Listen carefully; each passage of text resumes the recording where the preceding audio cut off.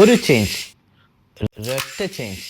Next time നിങ്ങൾ CMA എക്സാമിലെ essay session attend ചെയ്യുമ്പോൾ ഈ ഒരു അപ്രോച്ച് യൂസ് ചെയ്യുകയാണെങ്കിൽ നിങ്ങൾക്കത് ഒരുപാട് ഗുണം ചെയ്യും. മാത്രമല്ല പാസ്സാവുന്നവരൊക്കെ യൂസ് ചെയ്യുന്നൊരു മെത്തേഡ് കൂടിയാണിത്.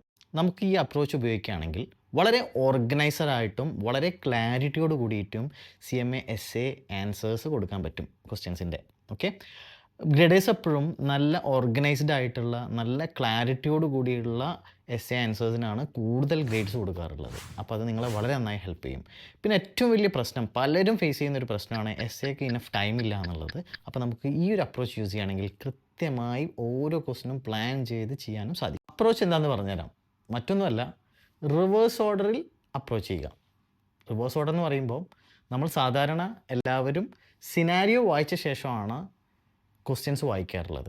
അപ്പോൾ അതിന് പകരം നിങ്ങൾ ആദ്യം ക്വസ്റ്റ്യൻസ് വായിക്കുക, എന്നിട്ട് സിനാരിയോയിലേക്ക് പോവുക. അപ്പോൾ നമുക്ക് ചിലപ്പോൾ സ്ക്രീനിൽ ഫസ്റ്റ് കാണുന്നത് സിനാരിയോനെ കുറിച്ചുള്ള വിൻഡോ ആയിരിക്കും. നെക്സ്റ്റ് അടിക്കുക, എവിടെയാണോ ക്വസ്റ്റ്യൻ ഉള്ളത് ആ വിൻഡോ വരെ പോവുക.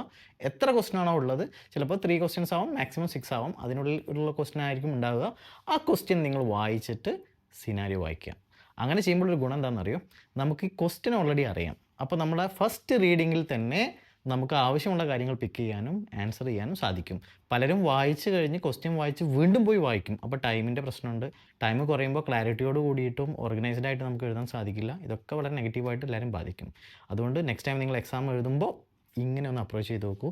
പാസ്സാവുന്ന പലരോടും സംസാരിക്കുമ്പോൾ അവരിങ്ങനെയാണ്, നമ്മളിങ്ങനെയാണ് ലിറ്റ് ട്രെയിനിങ്ങിലും പറഞ്ഞു കൊടുക്കാറുള്ളത് എല്ലാവർക്കും. നിങ്ങളിതൊന്ന് ഫോളോ ചെയ്ത് നോക്കൂ.